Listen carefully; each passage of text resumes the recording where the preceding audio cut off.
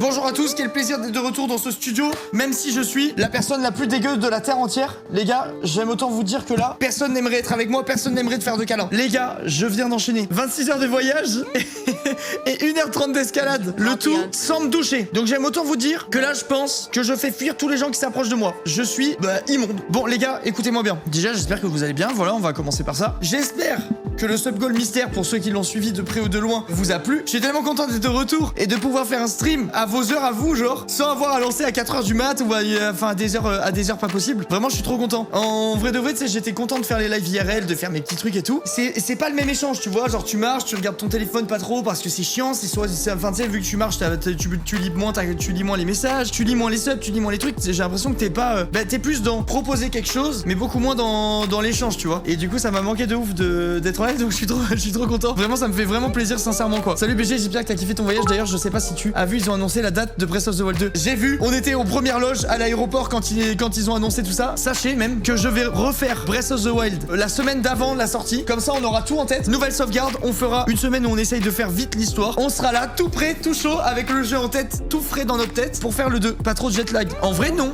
En vrai de vrai, non. On a bien géré le truc avec Thomas. On a attendu dans l'avion, même si on était crevé et tout, parce qu'on a pris notre avion à 2h du mat à Séoul. Donc ça veut dire que en France, il était 7h de moins, tu vois, il était 19h. Et du coup, on a attendu dans l'avion qu'il soit 23h minuit en France pour pouvoir s'autoriser à dormir. Et du coup, on a dormi dans l'avion à des heures françaises. On s'est réveillé ce matin à 9h et tu vois, on a fait une nuit complète. Enfin, vraiment, on est bien. Super ton sub goal, le voyage était trop cool à regarder. Bah, ça fait plaisir, Avril, c'était vraiment le but. Et je vous ferai une vidéo best-of. Je sais pas trop comment je vais organiser le truc, mais on fera une vidéo ou quelque chose pour ceux qui ont pas pu tout suivre et tout ça, un truc qui sortira sur la chaîne principale certainement. Trop bien la fête du pont.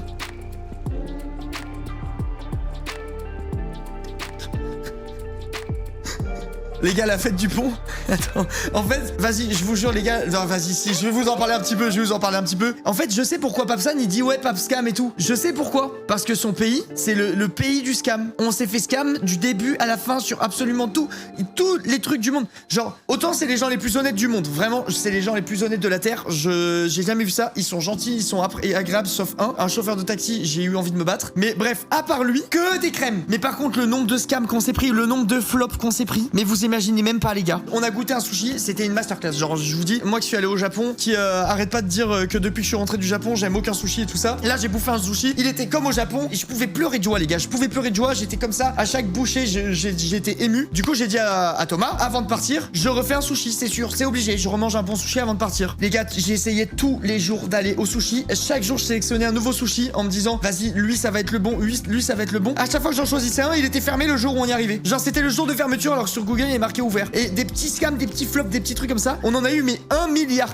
dans tout le truc. Pas des trucs méchants, tu vois, rien qui te gâche le voyage ou quoi. Juste des petits trucs où sur le coup tu te dis mais putain c'est pas possible, le monde entier est contre moi. Les gars, le pont, genre il y a la fameuse fête du pont là. Je sais pas ce que c'est, en vrai c'est pas une fête, c'est un genre de spectacle entre guillemets, un spectacle musical de jeux de lumière, de fontaines et tout ça, qui est sur un pont à Séoul où t'y vas et pendant 3 heures, toutes les demi-heures, t'as un immense pont avec des fontaines qui jaillissent de partout du pont, des jeux de lumière, de la K-pop en fond. Enfin genre c'est un banger, il y a tous les Coréens qui vont voir. C'est vraiment un truc à voir quand t'es à Séoul, tu vois. Le jour où on y va, tout tombe en panne. Dans le pays le plus organisé de la Terre, où rien n'est en panne, tout est carré, tout est bien, tout est beau. Mais nous, non. Nous, quand on y va, c'est en panne. Je vous jure, c'est un pays de fou. Et en fait, on a commencé le voyage, on était au max, tout était goldé, je vous avais dit, business class et tout. Tout le début du voyage, on avait l'impression d'être dans un rêve. Tout était parfait. On a pu upgrader notre vol en business pour 400 balles. Du coup, moi, je suis parti avec la société, donc je l'ai fait direct. J'ai mis 400 balles pour aller profiter de mon truc avant d'aller travailler. J'étais le plus heureux de la Terre et tout. On arrivait et chaque jour, notre expérience de la Corée, elle se dégradait.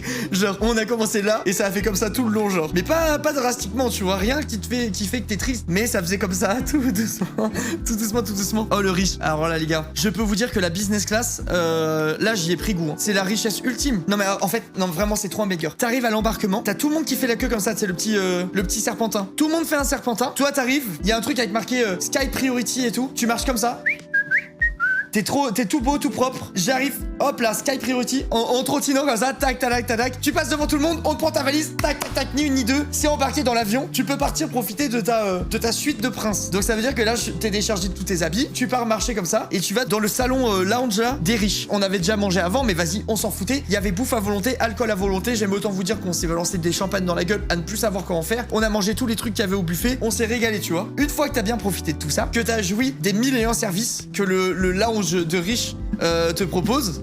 Tu arrives dans la file d'attente pour aller à l'avion. Donc tu sais, tout le monde fait la queue pendant 2 heures. Tu sais pas pourquoi tout le monde va dans le même avion. Il décolle quand il y a tout le monde dedans, mais tout le monde fait la queue, tout le monde se bat pour être le premier à passer dans le truc et tout. Et toi t'arrives avec ton truc Sky Priority. Tu marches en l'agitant comme ça. Et tous les prolétaires, tous les pauvres, finalement, ceux à qui j'appartenais il y a quelques mois encore, mais dont je ne fais plus partie vu que j'ai été en business class. Tous les pauvres te regardent comme ça passer. Oh le bâtard, il va trop vite. Et toi t'es comme ça.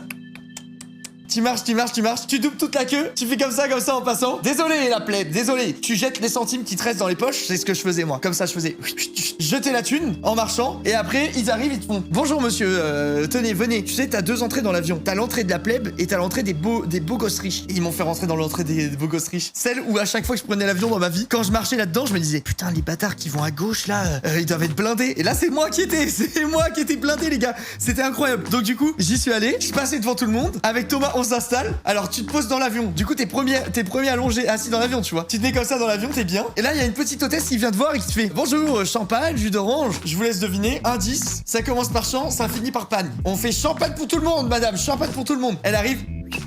On prend du Wattibul, exactement, Romain. On a chacun notre petite coupe. Et là, on découvre que nos sièges, c'est pas comme d'habitude. T'as pas tes genoux qui touchent devant. Tu vois, t'as rien, t'es bien. On voit qu'on peut les allonger. Alors là, les gars, on s'est mis comme ça.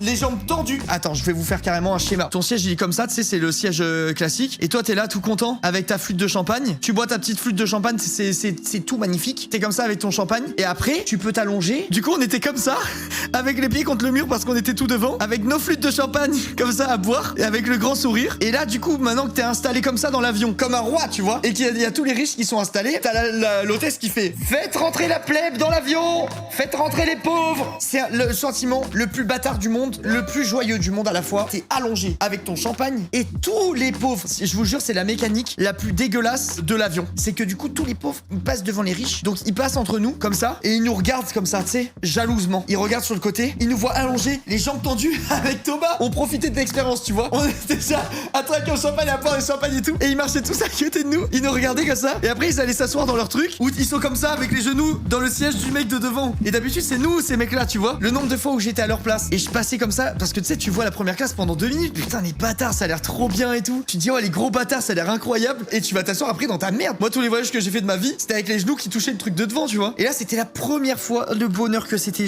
Les gars, je vous jure, si c'était à refaire, je referais, mais tous les jours. Là, aller en business class, c'est devenu un investissement utile à mes yeux. Tu payes ton voyage, ok, admettons. Tu vas aux Seychelles, ça te coûte 7000 € ton voyage, d'accord? Tu pars 7 jours, 1000 € par jour. Tu as la business class ou la classe normale. Tu prends ta classe d'ombier en classe normale, tu arrives là-bas, tu as mal dormi, t'as eu tes genoux dans le dos du mec d'avant et tout ça. Il te faut un jour voire 2 pour te remettre correctement de ton voyage. Donc sur les 2 premiers jours, tu profites une journée, on va dire. On va lisser le truc, tu perds 1000 €. Alors que si tu prends 400 € de supplément pour être en business, tu arrives, t'as aucun décalage horaire parce que t'as dormi comme un roi avec ta petite couette et ton oreiller dans ton avion. T'économises une journée sur place, donc tu économises 600 €. T'as pas eu de décalage horaire, t'as gagné 600 balles de temps sur ton voyage, t'as bu du champagne à plus savoir qu'en foutre, t'as mangé les repas conçus par un chef étoilé, t'as eu les meilleurs digestifs de la terre entière, t'as du chocolat quand tu demandes du chocolat, t'as un petit déj de roi, il y a tout en fait. Je vous promets, c'était je pense, une des meilleures expériences de voyage que j'ai fait de toute ma vie juste pour ça. Tu voudrais partir où la prochaine fois? Mais en vrai, j'aimerais bien retourner au Japon. Je dis toujours que j'ai pas envie de retourner dans les pays que j'ai déjà fait, mais Japon, j'ai envie d'y retourner. C'est vraiment un des voyages que j'ai préféré de tous, quoi. Tu penses c'est minimum combien de temps un séjour au Japon? En fait, ça dépend ce que tu veux faire. C'est comme tous les voyages, tu vois, si jamais tu veux rester dans une ville, tu peux regarder les centres d'intérêt, les trucs qui te font vraiment envie et quantifier un petit peu le besoin en temps qu'il y a sur place pour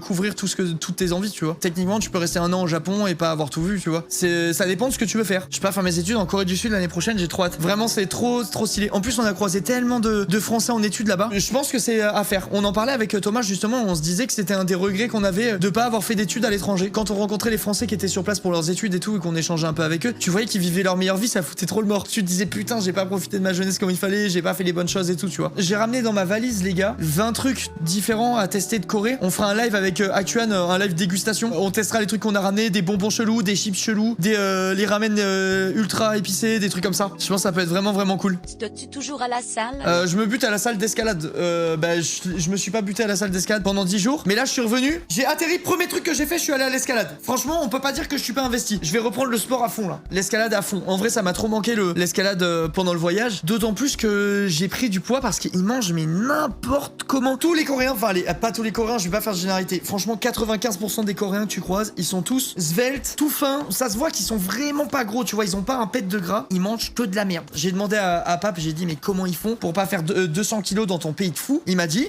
chez eux, ils mangent que des légumes, hyper équilibrés et tout. Mais quand ils sortent, ils se tabassent la gueule, les gars. Ils se tabassent. J'ai jamais bouffé aussi gras et sucré de toute ma vie. Tout est frit, toutes les viandes sont frites. Tu ne peux pas manger équilibré. Le pays de rêve pour Action. Ah bah il était aux anges. La vie en Corée, les gars, franchement, tu vas au resto, tu te fais plaisir. Genre tu manges vraiment, tu sais, toutes leurs entrées, leurs trucs. Tu prends un vrai plat. Je prends jamais de dessert parce que c'est pas les rois des desserts, quoi. Tu prends une bière, une limonade, un truc comme ça. Genre vraiment, tu te mets bien. Tu prends 2 boissons, les petites entrées et tout. Tu t'en sors même pas pour 15 balles, quoi. C'est vraiment pas cher. Ouais, si tu veux faire un voyage de rat, franchement, je pense 6 € par jour, tu bouffes et tu bois. C'est mal vu de pas porter le masque là-bas. Genre dans la rue, t'es pas obligé, mais en intérieur et tout, t'es obligé.